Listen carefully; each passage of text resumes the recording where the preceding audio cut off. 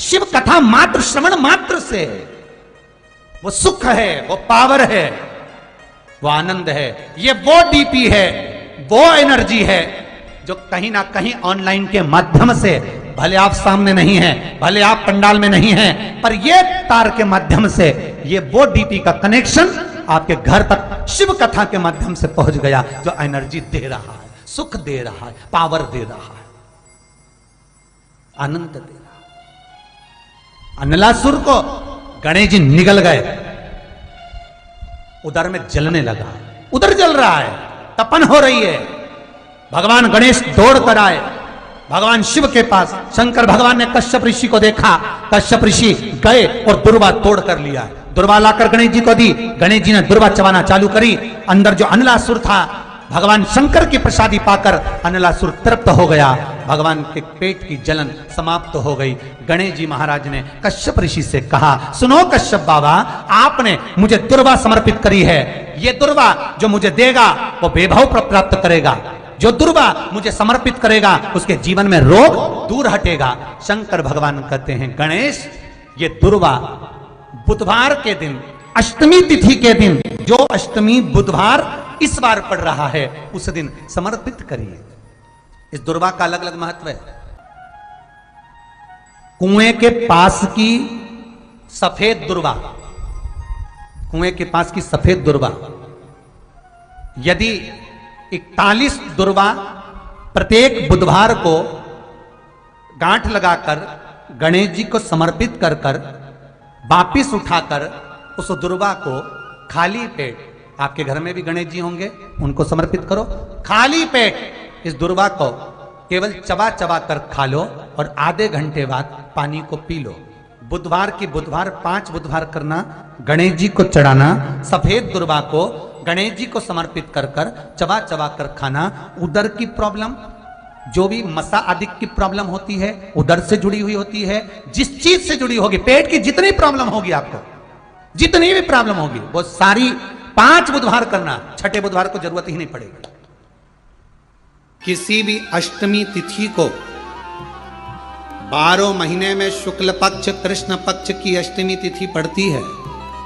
यदि किसी भी अष्टमी तिथि को अगर किसी ने नियम बनाया 5 अष्टमी का, 8 अष्टमी का, 7 अष्टमी का, एक कनेर का पुष्प शिवजी के शिवलिंग को समर्पित करना, अशोक सुंदरी के स्पर्श करना, और जो जलाधारी होती है, जैसे ये शिवलिंग है, ये जलाधारी है, तो पहले शिवलिंग पर स्पर्श, फिर अशोक सुंदरी का स्पर्श, फिर जलाधारी पर कनेर का पुष्प शिव जी की ओर मुख कर कर, अर्थात जैसे मानो ये कनेर का पुष्प है, तो ऐसा शिवलिंग का स्पर्श करते हुए जलाधारी पर जो समर्पित करता है, भगवान शंकर उसके मन की कामना को पूर्ण जरूर करते हैं। एक कनेर का पुष्प, शमी का जो पत्ता होता है, ध्यान से सुनिएगा,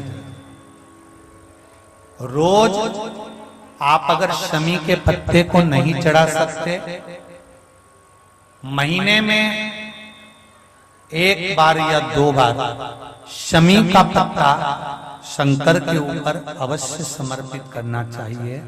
क्यों?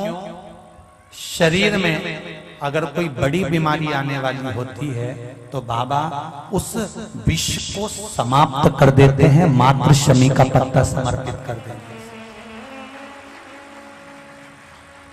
भले महीने में 2 बार चढ़ाओ, हफ्ते में 1 बार चढ़ाओ, तुम्हारा मन पड़े तो हफ्ते में 2 बार चढ़ाओ। ज्यादा बीमारी है, शमी का पत्ता एक शिवजी के शिवलिंग पर, और एक पत्ता जहां से पानी बहकर नीचे गिरता है ना, जलाधारी में से शिवजी पे जल चढ़ाया, जैसे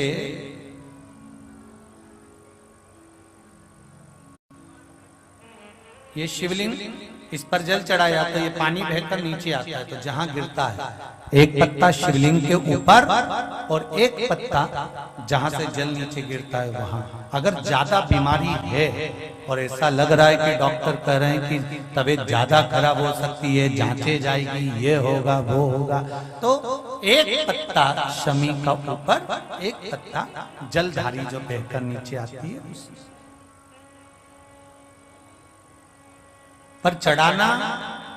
शमी का पत्र रोग मुक्ति के लिए जब चढ़ाया जाता है तो भगवान शंकर का अवधूतेश्वर महादेव का नाम लेकर चढ़ाया जाता है। कौन सा महादेव? जम के बोलो जरा। अवधूतेश्वर महादेव का नाम लेकर चढ़ाया जाता है।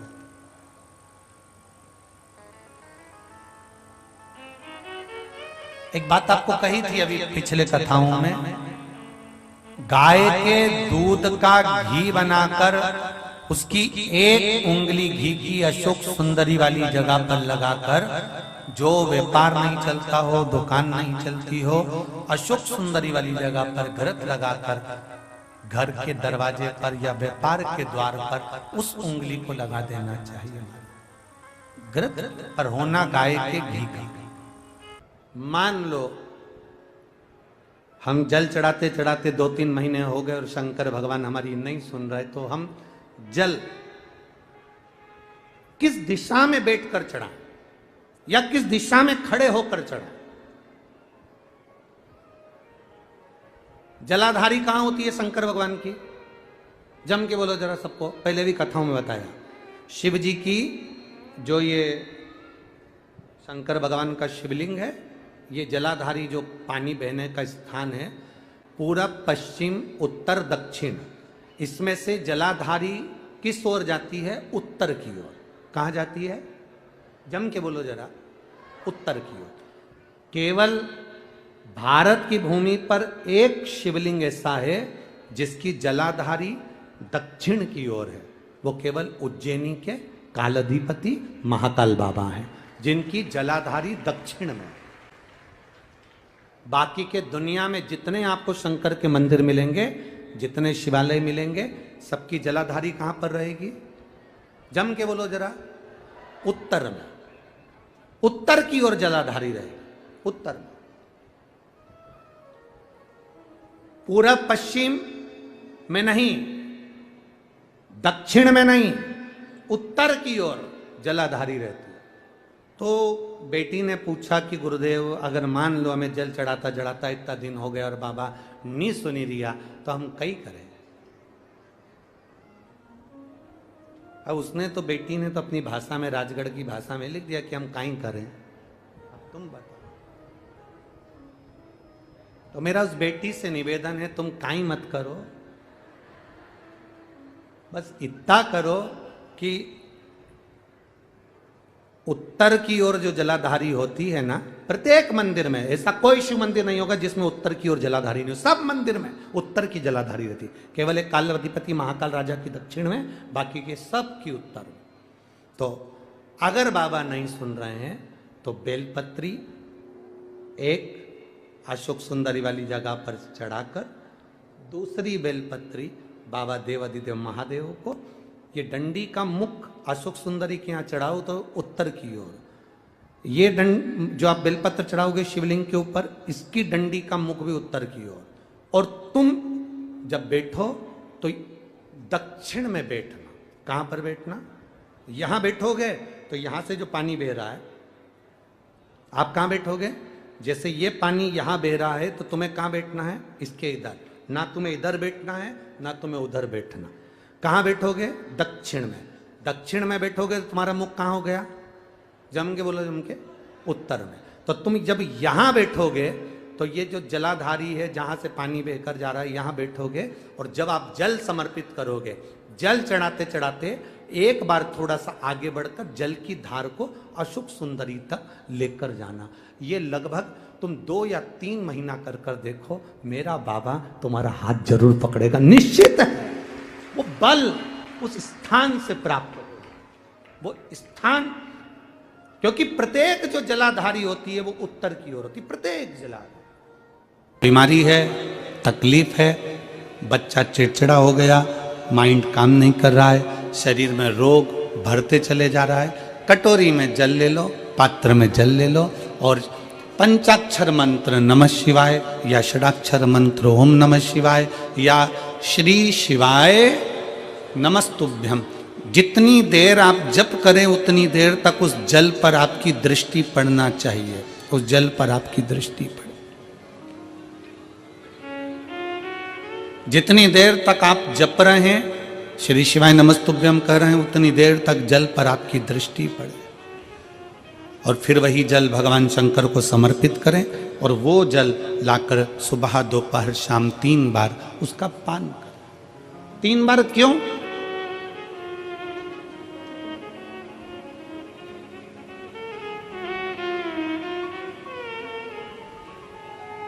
त्रिलोकी का नाथ, त्रिकालदर्शी, कैलाशी, अविनाशी, त्रिपुंडधारी, त्रिबेलपत्रधारी, त्रिनेत्रधारी, त्रिशूलधारी, त्रिपुंडधारी, त्रिलोकी के नाथ के 3 दर्शन मूल हैं।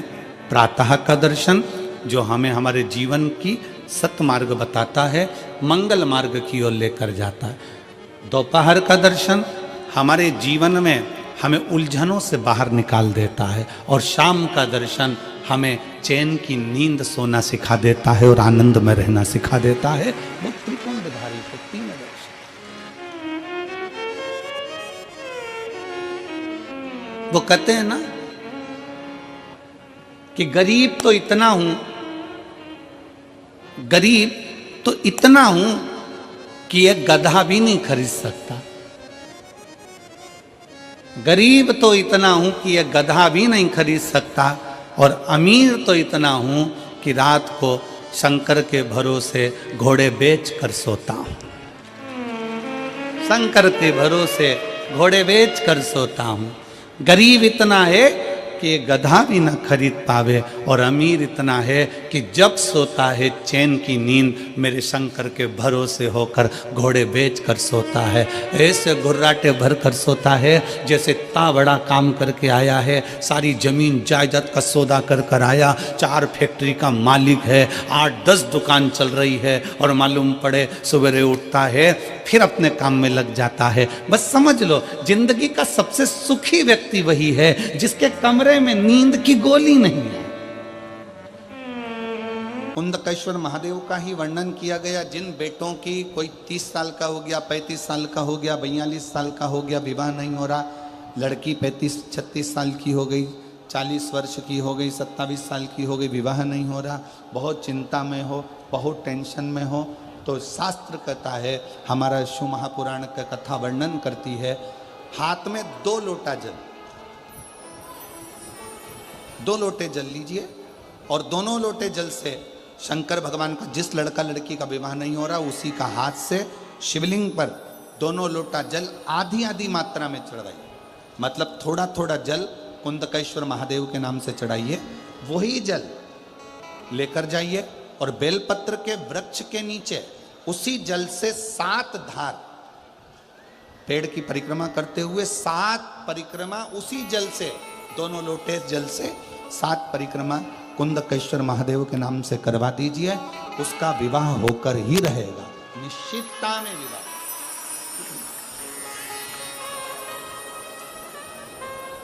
कुछ महीने, ज्यादा से ज्यादा 3 महीने, 3.5 महीने, 4 महीने, और हमें तो विश्वास है अगर कर लिया तो 1 मई से 7 मई की कथा में आपका पत्र विवाह का जरूर मिलेगा कि मेरे बाबा ने सुना।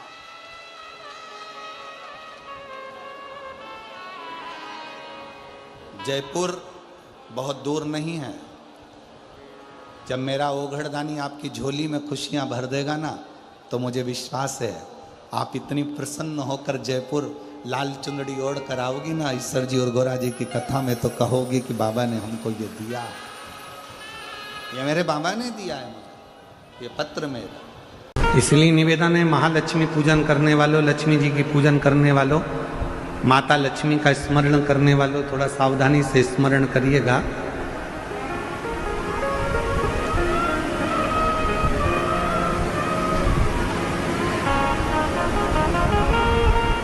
वासुकी नाग की धर्म पत्नी सतशीर्षा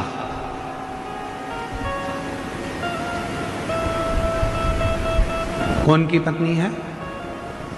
सतशीर्षा, वासुकी नाग की पत्नी सतशीर्षा। शिव जी के गले में जो नाग पड़ा रहता है, शंकर जी के गले में जो सर्प होता है, उसकी पत्नी का नाम है सतशीर्षा। बोलो जरा, नाम बोलो। आवाज नहीं आई। सतशीर्षा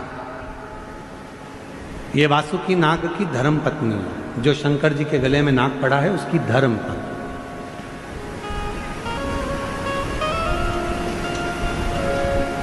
कहते हैं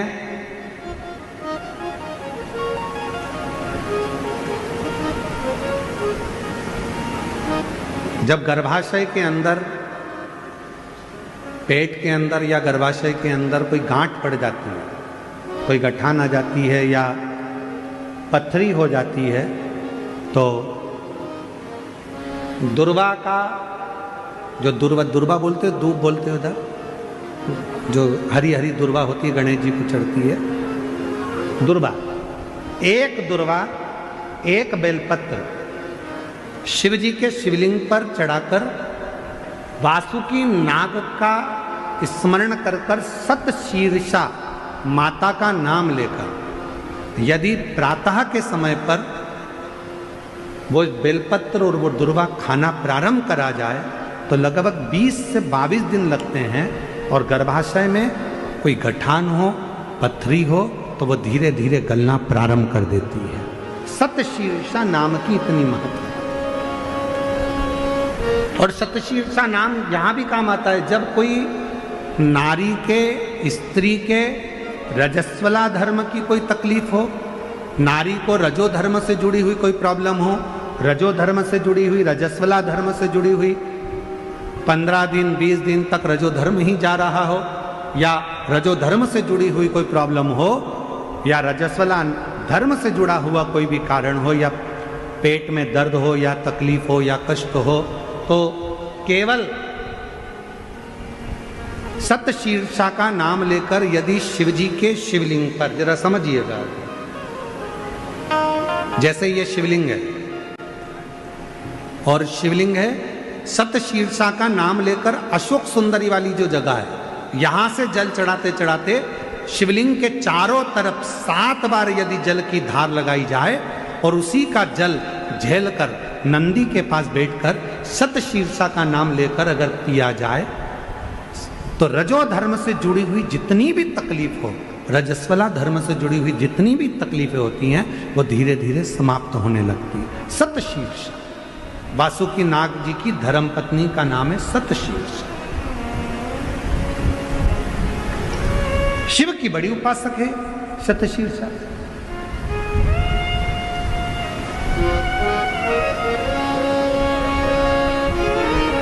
कहते हैं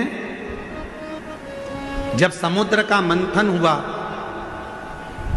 देवता और राक्षसों ने मिलकर मंथन करा और वासुकी नाग की नेति बनाकर, सुमेरु पर्वत की रई बनाकर जब मंथन करना प्रारंभ करा कच्छप भगवान की पीठ पर, और मंथन करते करते जब सब लक्ष्मी, माणिक, मोती, ऐरावत, अप्सरा, गंधर्व सब आनंदित, विष, अमृत सब निकल गया, तब आखिरी में जो नेति थी वासुकी नाग थे, उनको ले जाकर एक कोने में डाल दिया। घिसते घिसते घिसते घिसते वासुकी नाग का पूरा शरीर बेकार हो चुका था, पूरा शरीर बेकार हो गया।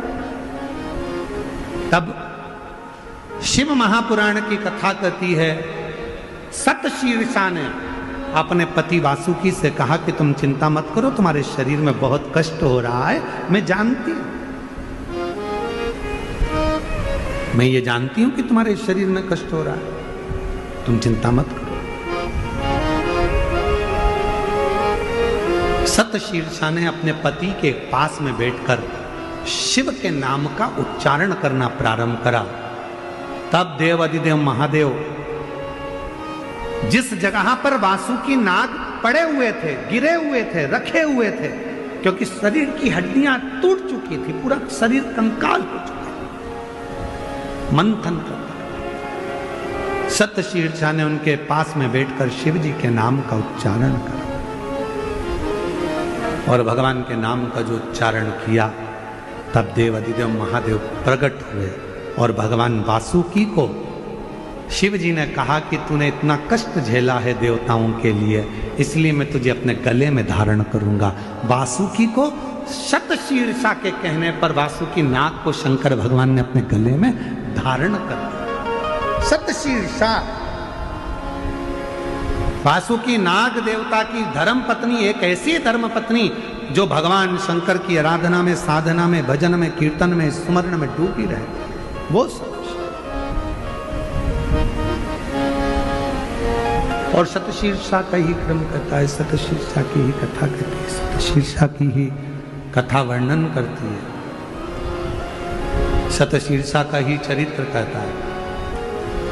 कार्तिकेय बाबा से वर मांगा था शतशीर्षा कि कार्तिक महीने में यदि कोई शिव मंदिर में जाकर यदि कोई दीप दान करे,